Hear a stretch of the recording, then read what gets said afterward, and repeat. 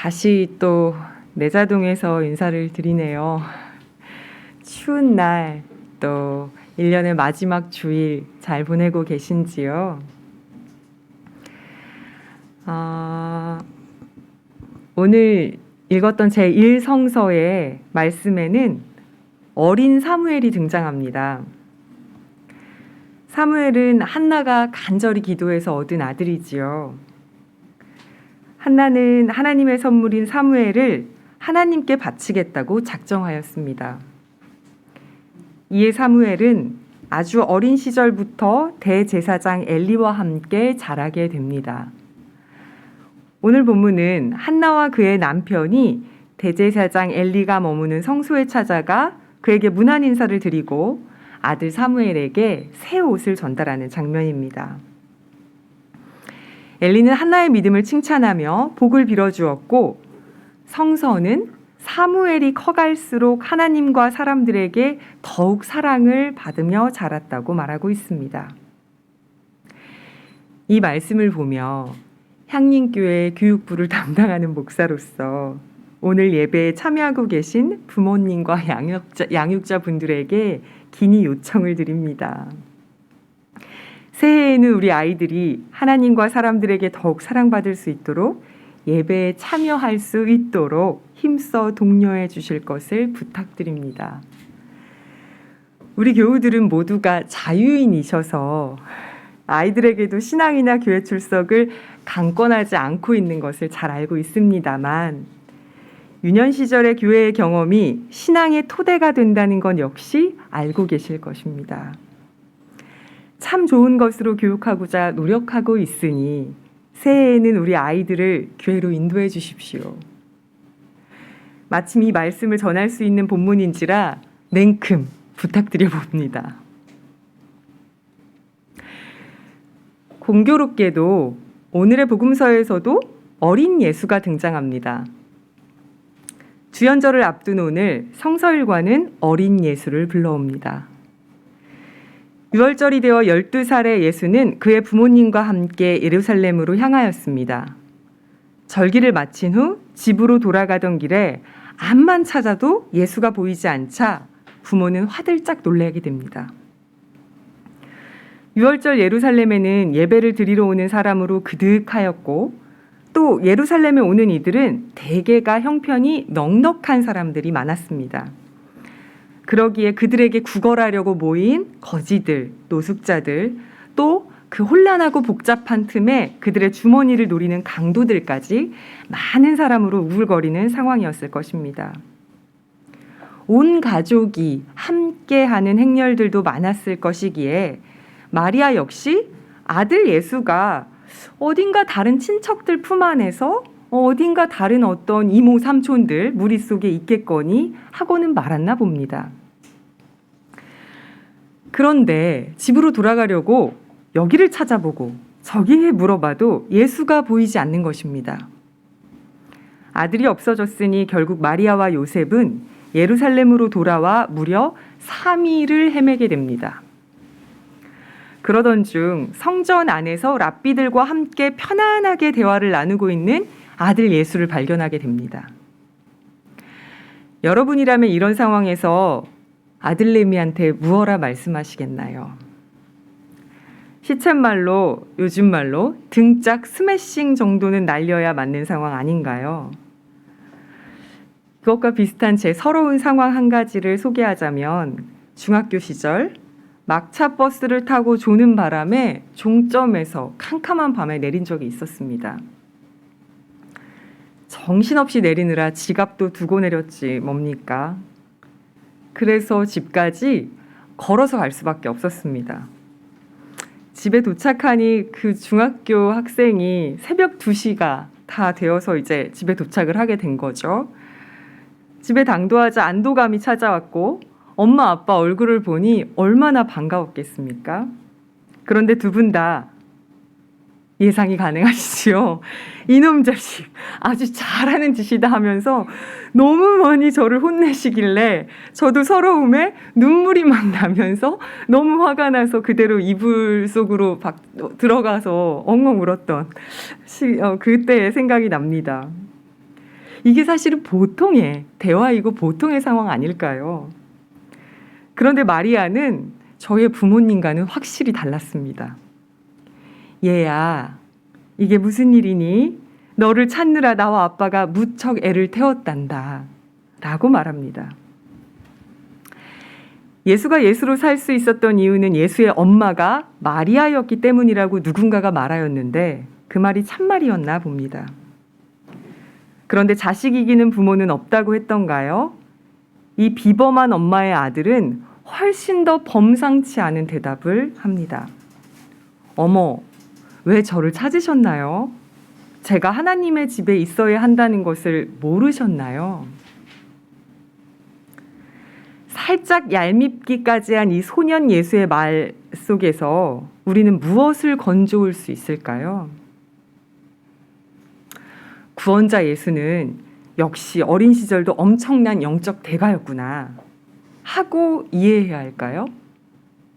아니면 당대의 권위 있는 율법학자들을 감탄시킬 만큼 예수는 역시나 급이 좀 다르구나 라고 이해해야 할까요? 물론 그렇게 해석하고 고백할 수도 있겠습니다만 저는 오늘 인물 예수에 집중하기보다는 이 이야기를 확대 재해석하며 하나의 의미를 발견해 보고자 합니다. 마리아와 요셉이 예수에게 요청했던 것이 일상 혹은 당연하게 여겨지는 것이었다면 예수는 그것과 방향을 달리하는 의미 혹은 이해관계를 넘어서는 것을 말하고 있지 않았나 생각해 봅니다. 육신의 부모가 요청하는 것이 어쩌면 먹고 사는 일, 소유의 일을 묻는 것이었다면 예수는 자신이 하나님 속에 있음을 표명하며 소유가 아닌 존재론적 대답을 부모에게 던지고 있던 것은 아니었을까요? 사실 일상을 지켜내는 것과 의미를 지향하는 일 모두 다 중요합니다. 그런데 보통의 우리는 결국 인간인지라 먹고 사는 일에 매일 때가 많다 보니 예수는 우리의 먹고 사니즘 너머의 하나님의 일을 넌지시 제안하고 있는 것 같습니다. 우리가 어린이의 지혜로운 말에 무릎을 탁 쳤던 경험이 있었듯 소년 예수가 던진 말이기에 보다 긴장하며 듣게 되는 것 같습니다. 내 아버지의 집이라고 표현되었던 말의 원전을 살펴보면 내 아버지의 집은 내 아버지의 것들 혹은 내 아버지의 일들로도 읽어낼 수 있다 합니다. 즉, 소년 예수가 어쩌면 도전적이게 우리에게 던지고 있는 메시지는 내가 있을 곳이 거기가 아니라 바로 여기 하나님의 일들 속에 있습니다가 아닐까 싶습니다. 그렇다면 하나님의 일은 무엇일까요? 오늘 저는 하늘뜻 표기의 제목을 어떤 조건이 평화를 만드는가라고 정했습니다.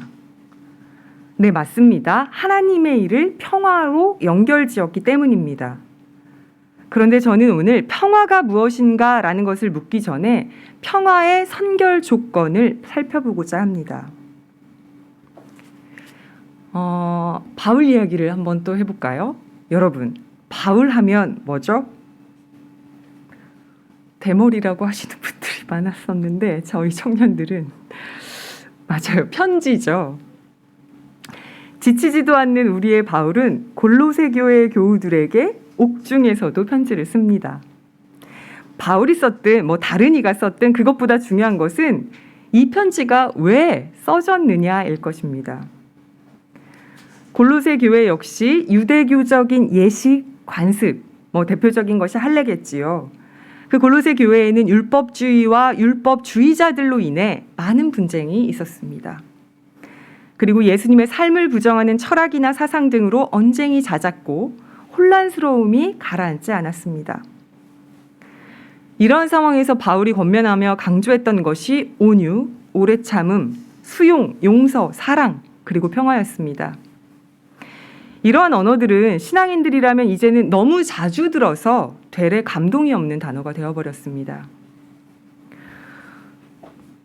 그런데 이 언어들은 결국 어떠한 통념에 사로잡히거나 변화가 어려운 사람들에게는 분명 필요한 개념일 것입니다. 그리고 평화란 유대주의와 같이 불변의 전통을 넘어서는 것이자 세상의 원리와는 전혀 다른 그리스도의 뜻이라는 것 역시 우리는 잘 알고 있지요. 그런데 사람이 온유하고 수용하고 오래 참고 친절할 수 있으려면, 즉 평화를 위하려면 무엇이 필요할까요? 예의나 예절만으로는 사실 평화를 만들지 못합니다. 그리고 모든 이가 사이좋은 상태, 이런 것은 불가능하며, 만약 그러한 불가능한 일이 조직에서 일어났다면 이는 약자가 인내함으로써, 약자가 온유함으로써, 약자가 오래 참음으로써 가능한 것입니다. 온유하고 수용하고 오래 참고, 이러한 것들을 힘이 없는 이들에게 강요하게 되면 이는 다시 폭력이 되고 맙니다. 약자들에게 폭력적이지 않은 상황이 되기 위해서는 약자의 인내가 아닌 강자의 양보가 있을 때 가능합니다. 그런데 안타깝게도 역사적으로 강자의 양보로 평화가 실현되는 경우는 거의 없었지요. 이쯤에서 원근법에 대해서 잠깐 이야기를 해보고자 합니다. 사진 하나가 준비되어 있는데요. 그림이 보이시죠? 원근법의 창시자라고 하는 브루넬레스키가 원근법의 논리를 설명하고 있는 그림이에요. 관찰자는 성요왕 성단을 지금 보고 있어요. 종이에 작은 구멍을 내고 거기에 눈을 고정시킨 상태에서 그 앞에 거울을 왔다 갔다 하면서 소실점을 찾고 있는 모습입니다. 중세까지만 해도 신의 관점에서 세상을 보았었지만 르네상스 시대가 오면서 아니, 왜 눈에 보이지도 않은 신의 관점만으로 세상을 보는 거야? 나는 이제 내 시선으로 세상을 보겠다라는 생각이 사람들 속에 퍼져나갔고, 그 즈음에 발견된 원근법은 나라는 시점으로 세상을 재편할 수 있게 하는 도구가 됩니다. 많이 들어봤던 보티첼리, 다빈치, 미켈란젤로와 같은 화가들도 원근법에 기대어 있는 작가들입니다. 이 원근법은 눈에 보이는 세계를 객관적으로 그리고 합리적으로 재현하는 완벽한 도구로 인식되어져 왔습니다. 이것은 지금까지도 꽤 유효합니다. 그러나 원근법에는 여러 모순들이 있겠지요. 사진에서 보듯 보는 이의 시선이 그 작은 바늘구멍을 통해서 타자를 바라보게 된다는 것입니다. 이렇게 되면 결국 세상을 보는 것은 하나의 이데올로기로 고정되게 됩니다. 결국 원근법은 객관성과 합리성의 기준이 나, 즉 자의적인 것이 되고 타자의 재현이 누군가의 시선에 의해 지배되고 있기에 권력적일 수밖에 없는 도구입니다. 서구의 과학적 사고라 여겨지는 객관성과 합리성은 원근법으로 출발했다고 해도 과언이 아닐 것입니다. 서구의 이런 사고는 이 권력을 은폐하며 서구 밖의 세상을 지배해 왔습니다. 모든 물질이 존재하는 한 사실 갈등은 필연적일 수밖에 없고 변화되고 얽히고 설킬 수밖에 없음에도 불구하고 시선을 독점하는 사람들에 의해 나 외의 타자들은 고정되고 재현되는 대상으로 전락되고 맙니다. 물론 역설적으로 그 원근법을 적용하려는 사람, 즉 그 작은 바늘구멍으로 세상을 바라보고 있는 사람 역시 그 구멍 앞에 고정되어 버리게 됩니다. 신의 절대 권력에서 벗어나고자 했던 시도는 르네상스 시기에 와서도 결국에는 보는 사람의 관점대로 질서정연하게 배치하는 결국 또 다른 절대자의 시선으로 세상을 보게 된 것입니다. 대내적으로는 시민혁명과 인권을 외치면서도 대외적으로는 잔혹한 제국주의자가 되었던 서구의 오류는 이런 원근법 문화의 일방적 발전의 귀결일 것입니다. 준비한 두 번째 그림이 이를 잘 설명해 줍니다.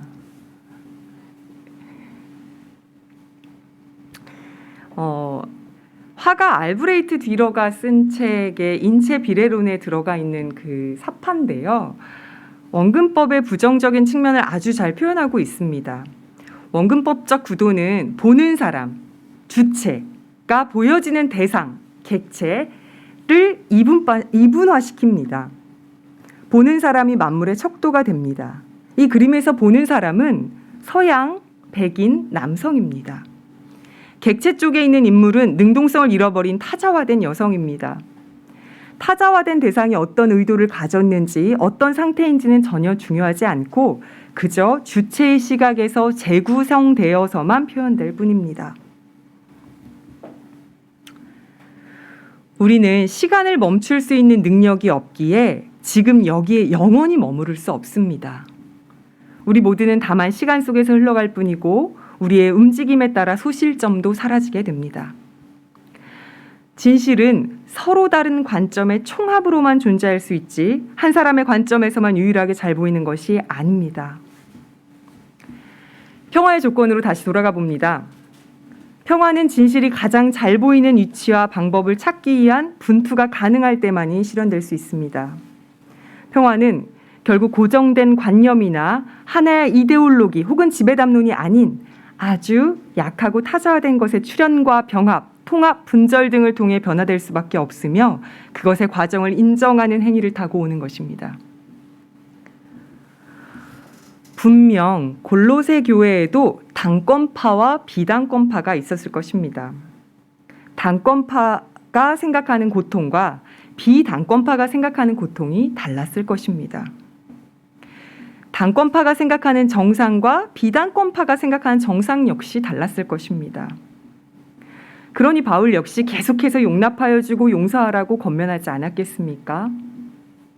저는 우리 교회에서도 당권파와 비당권파가 존재하며 여러분이 속한 조직에도 있을 것이라고 생각합니다. 어떤 갈등이 일어났을 때 당권파는 그것을 비상사태라고 선언하며 계엄령을 내릴 수 있겠지만 비당권파는 민중의 각성으로 받아들일 것입니다. 이는 철학자 발터 베냐민의 역사 철학에 대한 이해이기도 한데요. 그는 억눌린 자들이 일으키는 봉기를 비정상이나 혼란으로 받아들이는 것은 지배자의 시선, 지배자의 역사관에 의존돼 있기 때문이라 밝히며 그것을 경계해야 한다고 말합니다. 비당권파 운동의 한 예로 페미니스트들이 요구해야 하는 평화는 사실 무조건적인 평화거나 비폭력을 말하는 것이 아닙니다. 지배 권력이 규정해온 평화의 개념을 다시 구성하는 것을 말합니다. 안타깝게도 이런 의미에서 신지혜 씨의 국힘당 합류는 평화 만들기에 철저한 실패라고 볼 수 있을 것입니다. 진정한 혁명은 왕의 목을 치는 그 순간이 아니라 오래된 습과 체제에서 배제해온 존재들을 새로운 질서를 상상하게끔 하는 바로 그때 도래하는 것이기 때문입니다. 무작정 사랑, 평화라는 이름으로 하나로 묶으려고 한다면 그것은 폭력일 수 있습니다. 사랑의 띠라는 이름으로 자행된 폭력이 우리네의 역사와 일상에 얼마나 많은지요. 게다가 구조나 정치의 변화 없이 계속된 오래 참음과 온유함의 요청이 전체주의적일 수 있음을 부정할 수 없습니다. 제가 몇 차례 이 자리에서 밝혔듯 운동은 공감으로 이루어지는 것이 아니라 정치가 되었을 때 의미를 가질 수 있습니다. 어린 예수가 말한 하나님의 집에 해당하는 일, 바울이 말한 공동체의 평화, 이를 이루기 위한 성결 조건으로서 횡단의 정치를 제안하며 말씀을 마치려 합니다. 제가 이제 소개할 횡단의 정치 내용은 장혜학 연구자 김도연 선생의 연구에 의존되어 있습니다. 말 그대로 횡단, 이 횡단의 정치에서는 위치의 고정성에서 벗어나 다시 말해 원근법과 소실점에서 벗어나 대화를 나누는 것입니다. 다시 말해 어떤 위치에 있는 사람이라 할지라도 기본적으로 나는 부분적이고 상황적인 지식과 경험을 지니고 있다. 나에게는 어느 정도의 공백이 존재할 수밖에 없다는 점을 인정하는 것이 대화의 규칙이 됩니다. 이때 기억해야 할 두 단어가 있습니다. 바로 뿌리 내리기, 루팅, 그리고 옮기기, 쉬프팅입니다. 대화 참여자들은 각기 자신의 멤버십 및 정체성에 뿌리 내리기를 하지만 동시에 뿌리만 깊이 내리고 움직이지 않는 것이 아니라 다른 멤버십 혹은 다른 정체성을 지닌 주체들과 교류 및 공감을 통해 옮기기를 시도하는 것입니다. 이와 같은 형식의 대화를 추구하는 것이 횡단주의입니다. 횡단주의는 배제로 끝나버리는 보편주의나 너랑 나랑은 다르니까 서로 간섭하지 마로 끝나는 상대주의를 극복하기 위한 방법론이 됩니다. 이때 유의해야 할 것이 있습니다. 첫째, 옮기기의 과정이 자기 중심을 부정하거나 포기하는 것이어서는 안 되는 것입니다.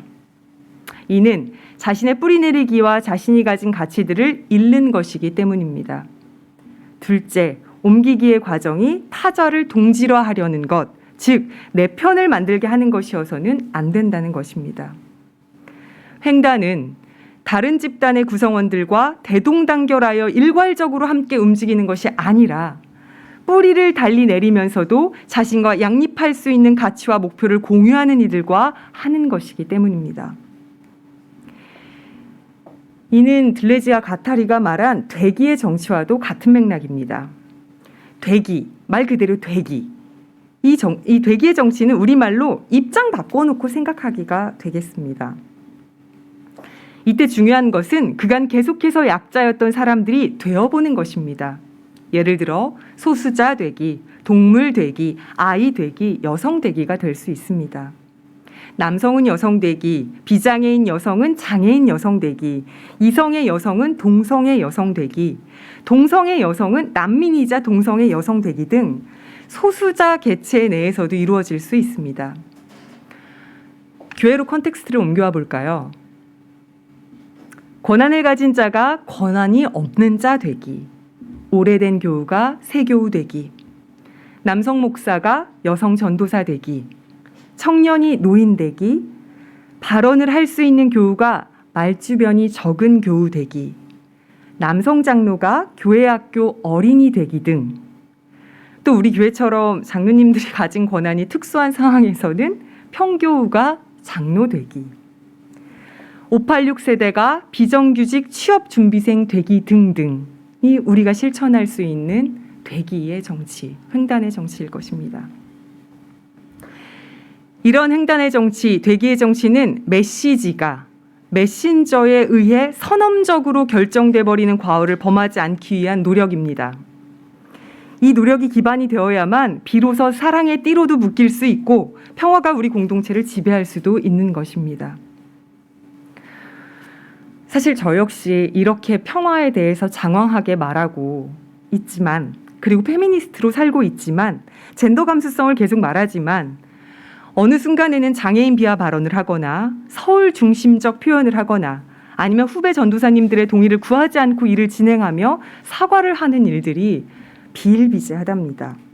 저 역시 장애인이 아니고 지방 사람이 아니고 트랜스젠더가 아니고 전도사가 아니고 어쩔 수 없는 성인 여성이기 때문입니다. 그리고 우리는 모두 기존 권력자의 언어에 포로가 되어 살기 때문에 우리가 가진 죄성을 쉽게 버릴 수가 없습니다. 그러나 중요한 것은 무지가 아니라 무지를 깨달아가는 삶이라고 생각합니다. 프로이트는 나에게 가장 중요한 한자는 바로 나 자신이었다라고 밝힌 바 있습니다. 이에 대해 여성학자 정의진은 모든 삶은 자신에 대한 의문에서 출발해야 하며 보편적 지식이 없음에도 만약 누군가 보편과 중립, 진리를 계속해서 말하는 이들을 경계하라고 말합니다. 왜냐하면 그런 사람들은 자신을 우주, 신, 과학 등과 동격으로 간주하고 있기 때문이라 말합니다. 평화의 조건, 보편과 진리를 계속해서 말하는 사람 경계하기, 그리고 보편과 진리의 중심에 있다고 믿어왔던 나 자신을 반성하기일 것입니다. 이것이 조건지어질 때 우리의 용납과 용서는 비로소 의미가 있을 수 있게 됩니다. 한 해를 마감합니다. 한 해를 이끌어주신 하나님께 감사하며 다시 묻습니다. 오늘의 향리는 우리가 기도하고 바랐던 향리이었습니까? 우리의 향리는 평화를 맞을 준비가 되어 있습니까? 예수의 지혜와 키가 자라듯 우리의 평화가 자라고 커가는 새해를 기다려봅니다. 우리 각 사람이 평화의 조건이 될 수 있기를 주님 이름으로 기니 기원드리며 잠시 침묵합니다.